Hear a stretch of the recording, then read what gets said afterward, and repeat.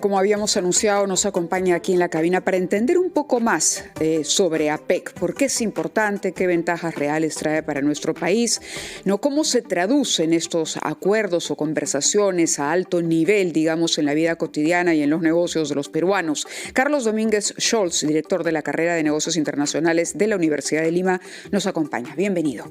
Muy buenos días, estimada Mávila, estimado Fernando. Muchas gracias por la invitación y para conversar de este tema tan importante, ¿no? Para nuestro país, como decías tú, este foro de cooperación económica, porque es un foro de cooperación de economías del Asia y economías del Pacífico, donde existen 21 economías, muchas de las cuales son muy poderosas, como la economía china, Hong Kong, que pertenece a China, pero tiene, ¿no es cierto?, una gestión independiente, Australia, Estados Unidos, México, Perú, Chile. Entonces podemos decir que estamos en las grandes ligas. O sea, Perú en este momento está en un tema de cooperación con las grandes ligas económicas en el mundo. Ahora, será interesante, y esa quizá pueda ser la primera pregunta, porque APEC inicia en 1989. 89. Ha pasado ya un tiempo como para hacer un balance. Exactamente. Sobre eso podríamos iniciar nuestra conversación, pero le pido que nos espere un instante nada más, que cumplimos con la pausa a las 9:46.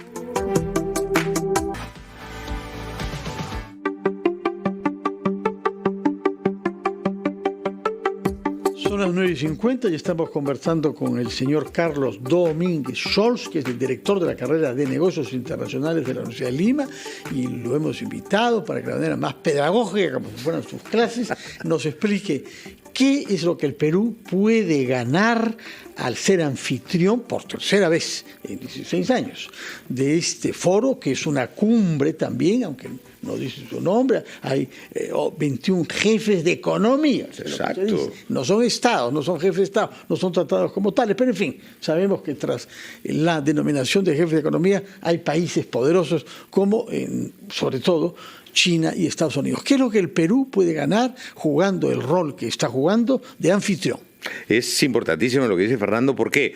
Porque acá, como comentaba Mabel hace un momento, APEC se genera en 1989 y Perú entra en 1998. Se ingresa y desde esa época hasta el año 2023, nuestro negocio comercial con los países del área en ese momento fluctuaba o llegó en el 98 a ser aproximadamente 7.500 millones de dólares. Hoy día estamos hablando de casi 80.000 millones de dólares. O sea, el crecimiento comercial que ha habido con estos países que bien decías tú ha sido fortísimo. Estamos hablando que en las economías que pertenecen a este acuerdo se está generando más o menos el 62% del PBI del mundo, el 50% de los negocios comerciales del mundo y está más o menos el 40% de la población global.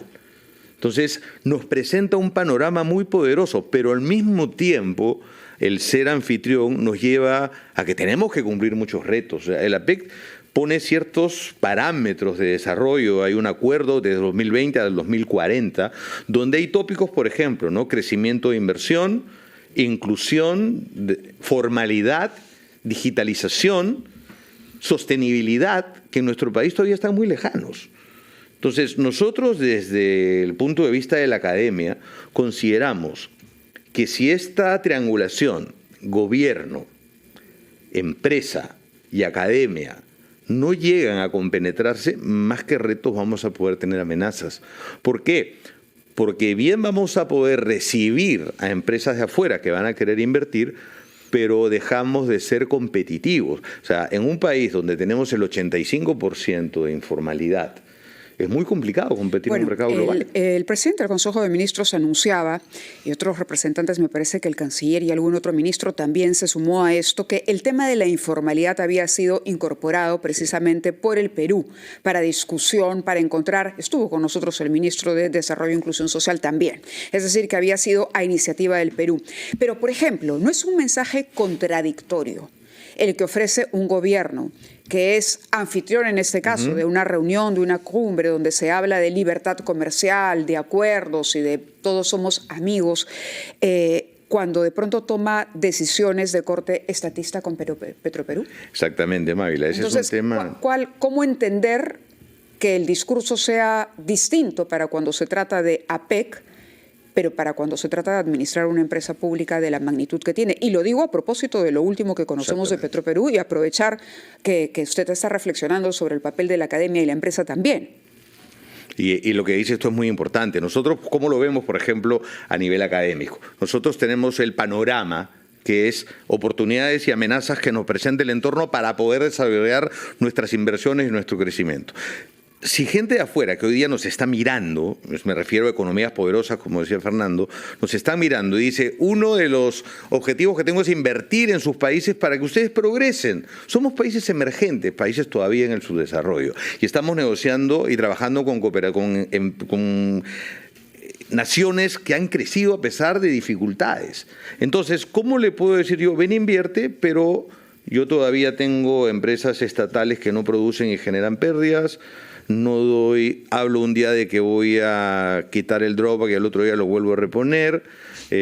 Hablo de condiciones, como hablamos de la informalidad, ha ido en crecimiento a pesar de que la PEC nosotros tenemos ya 20 y tantos años. Entonces, como decíamos, la base de gestión del gobierno genera una amenaza potente para las inversiones de afuera. ¿No es cierto? Comentábamos en algún momento detrás de cámaras lo que está sucediendo en el tema de petróleo. Mucha gente va a buscar, inversionista va a decir, oye, me encantaría hacerlo en el Perú, pero si hay otras oportunidades en el África... O aquí nada más en América del Sur, un poco al norte, exacto, mirando nada más, donde hay yacimientos que ya se han revelado. ¿No? Es interesante porque, por otro lado, también escuchamos voceros del propio gobierno lanzar ideas que en principio consultamos a los expertos como usted sobre su viabilidad. Un tratado de libre comercio que comprenda las 21 economías con las diferencias que tienen todas estas economías. La verdad, uno dice, bueno, ¿y cómo se hará posible una cosa así? Es muy, muy complejo. O sea, como dicen ustedes, es muy complejo, viendo desde el punto de vista académico y como el tema conocemos, la parte geopolítica, la parte gubernamental de cada país. Vamos solamente a un ejemplo. Tenemos un acuerdo de libre comercio con China. Hong Kong es parte de China, pero es una gestión independiente. Y estamos recién firmando el acuerdo con ellos, porque tienen, como bien decías tú, otras necesidades, por ejemplo, Hong Kong importa casi todo porque no produce. Entonces ha visto en nosotros un socio estratégico para la palta, los arándanos, toda la parte agroindustrial, y dice, yo te envío servicios financieros, te envío tecnología. Entonces cada país se sienta y empieza la negociación. Por eso la PEC es un acuerdo, ¿no? Oye, vamos a cooperar. Pero no hay todavía ahí... No es vinculante tampoco, ¿no? No, es solamente un acuerdo, yo te ayudo, tú me ayudas, nos enfocamos... Y de ahí ya viene, como decíamos nosotros, el coqueteo. Mayla, Fernando, ¿qué les parece si hacemos un TLC? ¿Por qué? Porque ustedes tienen productos y servicios que yo no tengo y yo al viceversa tengo. Entonces nos ponemos de acuerdo, pero no es tan fácil porque hay que negociar. Por ejemplo, ellos te van a decir, Indecopy, o lo que llaman ellos watchdogs, ¿realmente van a proteger mi propiedad intelectual? Si no está fortalecido, ellos no van a querer hacer un tratado de libre comercio con nosotros. Lo otro, la informalidad. ¿Cómo me puedes exportar si tú, entre comillas, estás ahorrando, ¿no es cierto?, el pago del personal? No puedes. Otro, el tema de la inclusión. ¿Cómo puedes tener en tus empresas gente que tiene un trabajo casi de explotación? Entonces son varios ítems que de alguna manera se negocian, ¿no? Ahora, pese a todas estas dificultades, se está elaborando un tratado de libre comercio con Hong Kong. Así es. Se dice perfeccionando el que tenemos con la República Popular China. Yo quisiera que nos diga en qué términos y qué se puede esperar de eso, que es el más importante que está en este momento para nosotros. Y también uno con Indonesia, que es el cuarto país más poblado del mundo y con el que no tenemos tratado, pese a que formamos parte ambos de la PEC. Yo quisiera que nos dé, por lo pronto, sobre la República Popular China, se dice sobre todo que el acuerdo, que ya tiene ciertos años, no incorporaba nada de la economía digital. Exacto. ¿Qué significa? Qué importante lo que dice Fernando, porque nuestro aliado comercial ahorita más importante es China. Es China.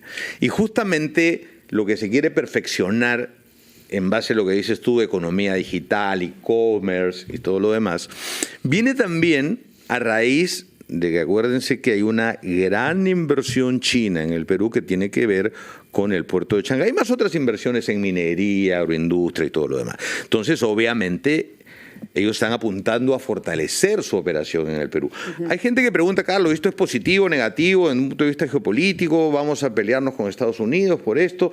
Ojo, mientras el Perú tenga, y eso es un tema que hay que verlo, una política bien definida de comercio exterior, es decir, trabajar con todos los bloques, no debería haber inconveniente. Pero siempre protegiendo también el tema de nuestra competitividad. Nosotros sí estamos de acuerdo desde el punto de vista académico el seguir fortaleciendo operaciones con China. Y también, como bien decía Fernando, está ya por firmarse, esperemos, con Hong Kong, que como comentábamos es una economía poderosa, tiene una de las bolsas de valores más grandes del mundo. Por el otro lado está Indonesia, que es el cuarto país más poblado y que ha tenido un desarrollo fulminante en el último periodo. Y también quiero tocar un poquito fuera del tema de APEC, está la India. Con la India también se está negociando un acuerdo con el país más poblado del mundo. Pero si nosotros no sentamos la base de competitividad, no vamos, creo yo, a poder aprovechar estas ventajas de tener tantos acuerdos comerciales ¿Por qué poderosos. es que India no ha sido admitida como miembro de APEC? Es un tema interesante, Fernando. APEC tiene varios condicionamientos para... Está, me parece, lo último que nos comentaron, ya postulando el tema, se está evaluando. Como muchos otros. Hay una moratoria, de manera que tienen que esperar. Hay que esperar un poco. Y esperar sentados. Pero es verdad. Muy bien, señor Domínguez Scholz, muchas gracias por sus explicaciones, con la experiencia académica de profesor que tiene en la Universidad de Lima. Cada día iremos aprendiendo algo todos, ¿no? Porque el tema Sin duda, es complejo. el tema es complejo. Es complejo y tenemos que aprender y tenemos que prepararnos para lo que viene. De acuerdo. Muchas gracias. Gracias a ustedes. Gracias a ustedes. Nos vamos entonces. Nos vamos. Y mañana nos vemos ¿a dónde? A las 8 de la mañana. Mañana tú me dirás. Creo que en APEC.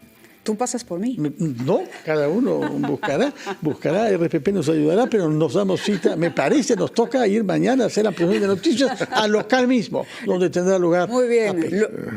lo espero, muy bien, estamos ahí en APEC. Nos despedimos entonces, son las 10:01.